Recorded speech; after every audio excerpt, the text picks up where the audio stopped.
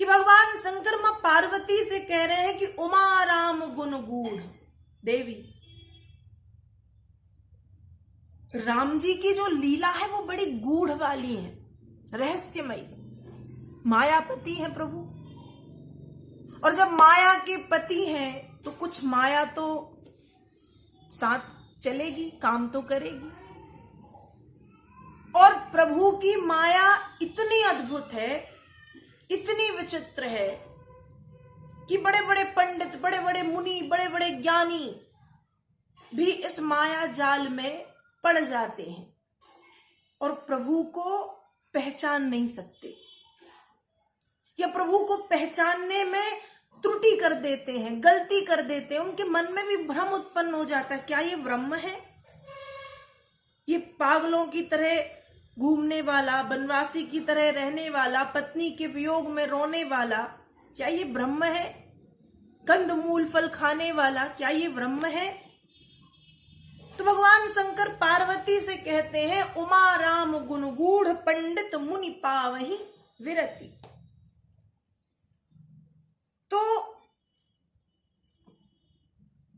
बड़े बड़े ज्ञानी, बड़े बड़े ध्यानी, बड़े बड़े पंडित भी प्रभु की उस माया में पड़ जाते हैं और प्रभु को पहचान नहीं पाते। और आगे बाबा तुलसी लिखते हैं मानस में, अब प्रभु चरित सुनहु अति पावन, अब प्रभु चरित सुनहु अति पावन, करत जीवन सुर नर मुनि भावन। अब प्रभु चरित सुनहु अति पावन, करत जीवन सुर नर मुनि भावन। अब प्रभु चरित सुनहु अति पावन। अरण्य कांड में भगवान, अरण्य कांड के प्रारंभ में भगवान एक विशेष लीला करते हैं। तो भगवान शंकर मां पार्वती से कहते हैं कि ये जो लीला है, ये लीला भी ऋषि मुनियों के मन को या तो भा जाती है या तो उन्हें भ्रमित कर देती है। लीला कैसी? मैंने आपको बताया कि रामचरितमानस में जहां पर भी बाबा तुलसीदास जी ने एक बार शब्द का प्रयोग किया है, वहां पर कोई विशेष घटना घटित हुई है, या तो कोई विशेष घटना घटी है, या बाबा जी ने कोई विशेष प्रसंग बताया है, या कोई बहुत अच्छी बात बताई है। और आज फिर यहां पर अरण्य कांड की तीसरी चौपाई बाबा तुलसी लिखते हैं, एक बार चुनि कुसुम सुहाए, निज कर भूषण राम बनाए, सीतहि पहिराए प्रभु सादर, बैठे फटिक शिला पर सुंदर। बाबा तुलसी लिखते हैं कि एक बार की बात है, आश्रम में लक्ष्मण जी नहीं थे। प्रतिदिन सीता राम जी का श्रृंगार, मतलब राम जी को पुष्प समर्पित करके उन्हें प्रणाम करती थी। लेकिन आज कुछ अलग देखा। अलग क्या देखा? आज जंगल से राम जी ने फूलों को तोड़ा, चुन लिया, और फूलों को चुन करके उन फूलों के सुंदर सुंदर गहने बनाए, कानों के कुंडल बनाए, गले का हार बनाया, माथे की बेंदी बनाई, हाथ के कंगन बनाए, कमर का करधन बनाया और पैरों की पायलें बनाई। गाय की फूल की फूलों के गहने बना करके राम जी ने भगवती सीता को एक सुंदर शिला पर बिठा करके उनका श्रृंगार करना प्रारंभ कर दिया।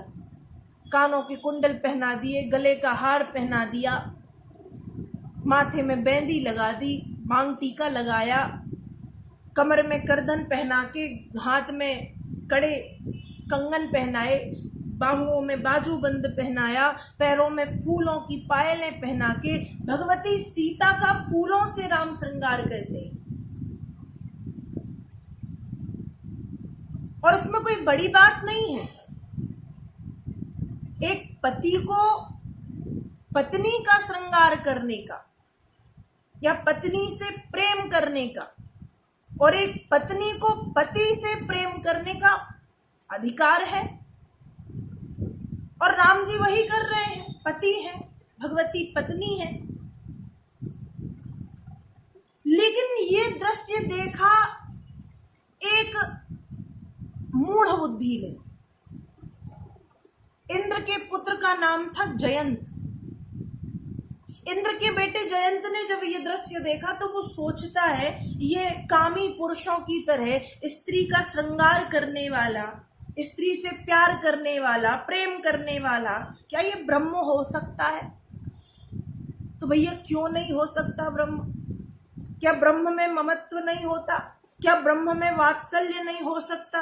क्या ब्रह्म में प्रेम नहीं होता? जो दुनिया से प्रेम करता है, जो दुनिया को वात्सल्य और प्रेम लुटाता है, करुणा लुटाता है, क्या वह अपनी पत्नी को प्रेम नहीं लुटा सकता? क्यों नहीं कर सकते ब्रह्म प्रेम? महाकवि कालिदास कहते हैं, ब्रह्म कौन कहा वज्रादपि कठोरानी मृदूनी कुस्मान्यपि। जो वज्र की तरह कठोर है, लेकिन जब समय आता है तो जो फूल से भी ज्यादा नाजुक बन जाए वही तो ब्रह्म है। तो क्या ब्रह्म के मन में कोई भावनाएं नहीं होती? क्या ब्रह्म पत्थर का है? क्या ब्रह्म का हृदय पत्थर का है? ये बात उस मूढ़ बुद्धि को समझ नहीं आई और उसने कहा, अरे ब्रह्म होके कामी पुरुष की तरह स्त्री का श्रृंगार कर रहा है, ये जो राम है ये ब्रह्म नहीं है। ये देवताओं की मानसिकता दूषित है, या उन्हें भ्रम है कि ये ब्रह्म है। ये ब्रह्म नहीं है, ये कोई बहरूपिया है। कैसे पता किया जाए? उस समय उस जयंत ने कौवे का रूप बना करके भगवती सीता के चरणों में चोंच का प्रहार किया, चंचू का प्रहार। सीता चरण चोंच हति भागा, महामंद मति कारण कागा। बाबा तुलसी ने तो सिर्फ इतना लिखा है कि सीता के चरणों में चोंच का प्रहार किया, लेकिन श्रीमद् वाल्मीकि रामायण में ब्रह्मर्षि वाल्मीकि ने आगे भी बताया कि चरणों पर प्रहार, फिर जंघा पर प्रहार और अंत में भगवती सीता के हृदय में छाती पर प्रहार किया है। ये श्रीमद् वाल्मीकि रामायण में, ये रामचरितमानस में नहीं आता भाव। बाबा तुलसी लिखते हैं कि चरणों में चोंच का प्रहार किया, भगवती सीता के चरणों से रक्त की धारा बहने लगी। जब वो भागा, राम जी ने ये दृश्य देखा, क्रोध आया और राम जी ने एक तिनके का बाण बना के संधान किया। उसके पीछे बाण लग गया, चारों दिशाओं में भागा, कोई उसे बचाने वाला नहीं है, कोई शरण देने वाला नहीं, क्योंकि जिसने ब्रह्म से बैर कर लिया है वो उसे शरण नहीं दे सकते। न ब्रह्मा ने बचाया, ना शिव ने बचाया, ना इंद्र ने बचाया, स्वयं पिता ने। भाग रहा है यहाँ वहां। उस समय नारद जी ने ये देखा, और जब नारद जी ने देखा तो नारद जी ने उसकी सहायता की। पर प्रश्न ये उठता है कि नारद जी ने सहायता क्यों की? नारद जी तो भगवान के परम प्रिय भक्त हैं, दिन रात नारायण नारायण गाते हैं, और जिन्होंने भगवान की पत्नी को कष्ट दिया है, नारद जी उनकी सहायता क्यों करते हैं? तो मानस में बाबा तुलसी एक बहुत सुंदर शब्द का प्रयोग करते हैं। नारद देखा बिकल जयंता, लागी दया कोमल चित संता। नारद देखा बिकल जयंता, लागी दया कोमल चित संता। नारद जी ने सहायता इसलिए की है क्योंकि नारद जी संत हैं, और जैसा कि हम सभी जानते हैं कि संत हृदय नवनीत समाना, आगम निगम पुराण बखाना। संत का जो हृदय है वो नवनीत अर्थात मक्खन की तरह कोमल होता है। संत कौन कहा? कई लोग सोचते हैं कि संत तो वही है जिसने खूब से लाल पीले हरे नीले भगवा कपड़े पहन रखे हों, जिसने बड़े बड़े बाल बना करके जटाएं जूट बांध रखी हो, जिसके गले में 36 प्रकार की मालाएं हो, झोपड़ी में रहता हो, कंदमूल फल खाता हो। क्या केवल वही संत है? या जिनके बड़े बड़े आश्रम हो, क्या केवल वही संत है? किसी वेशभूषा का नाम संत नहीं है। जटाजूट बढ़ा लेना, वस्त्र थोड़े से बदल लेना, वो संत नहीं है। संत कौन? तो संत बाबा तुलसी लिखते हैं यहाँ पर किसी वेशभूषा को संत नहीं बताया, कहा संत हृदय नवनीत समाना।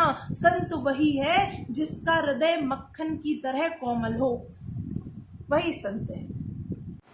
तो संत वही है जिसके मन में सरलता हो, फिर चाहे वह एक गृहस्थ हो या चाहे एक बैरागी या सन्यासी, घर में रहने वाला, एक पैंट शर्ट पहनने वाला, सामान्यतया ऑफिस में जाके नौकरी करने वाला पुरुष भी संत हो सकता है यदि उसके मन में सरलता है, सहजता है, निर्मलता है, दूसरों के दुख को देख करके वो पसीज जाता है, उस दुख को दूर करने का प्रयत्न करता है, तो उससे बड़ा कोई संत नहीं।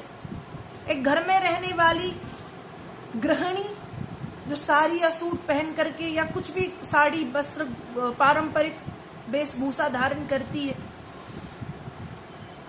वह भी संत हो सकती है यदि सरलता है, सहजता है, नम्रता है, विनम्रता है, मानवता है, सहिष्णुता है, तो वो संत है, वही संत है। तो संत का हृदय कोमल होता है, संत में कठोरता, नीरसता नहीं होती, संत में सरलता होती। तो नारद जी संत हैं, और जब नारद जी ने देखा, नारद देखा विकल जयंता, लागी दया कोमल चित संता। नारद जी संत हैं, इसलिए संत होने के कारण जो हृदय का संतपना है वो बाहर आ गया कि बेचारा अपराध तो किया है पर मारा मारा फिर रहा है, और प्रभु तो करुणा वरुणालय है, भक्त वांछा कल्पतरु है, भक्त वत्सल है, कृपा करेंगे इस पर भी। तो नारद जी ने जब उसको परेशान देखा, लागी दया कोमल चित संता, नारद जी का जो संतपना है, जो संत रूपी स्वभाव है, उसने जयंत को रोका और कहा कि यदि तू कल्याण चाहता है तो एक काम कर, जिसका तूने अपराध किया है उसी के चरण पकड़, क्योंकि जिनसे तुमने वैर कर लिया है उनसे विमुख होकर के तुम्हें कोई नहीं बचाएगा सिवाय उनके। यदि चाहते हो कि वे तुम्हारे ऊपर कृपा करें तो जाकर के उनके चरण पकड़ लो। नारद जी ने जब इस तरह से समझाया, जयंत वापस भगवान की शरण में आया, भगवान के चरणों को पकड़ लिया, पर भगवान ने कृपा की, क्षमा कर दिया। क्षमा तो कर दिया, लेकिन जब संतान से कोई गलती हो, छोटी मोटी गलती नहीं, कोई बड़ी गलती, तो ऐसा नहीं है कि माता पिता संतान को क्षमा नहीं करते, क्षमा करते हैं। माता पिता का हृदय विशाल होता है, संतान 1000 गलतियां करती है और माता पिता क्षमा करते हैं, लेकिन गलती फिर से ना हो इसलिए माता पिता दंड भी देते हैं। दंड विधान बनाया गया, दंड देना जरूरी है समय समय पर। तो भगवान ने कृपा तो की, लेकिन मन में सोचा कि दंड देना आवश्यक है, यदि दंड नहीं दिया तो ये फिर से ये गलती करेगा कि माता पिता को तो कुछ कहना नहीं है, इसलिए दंड विधान भगवान का बड़ा सुंदर। क्या किया? उसकी एक आंख फोड़ दी, एक आंख बाला कर दिया। तो मुझे ऐसा लगता है कि प्रभु ने एक आंख उसकी इसलिए फोड़ी कि एक दृष्टि से तू संसार को समान रूप में देख।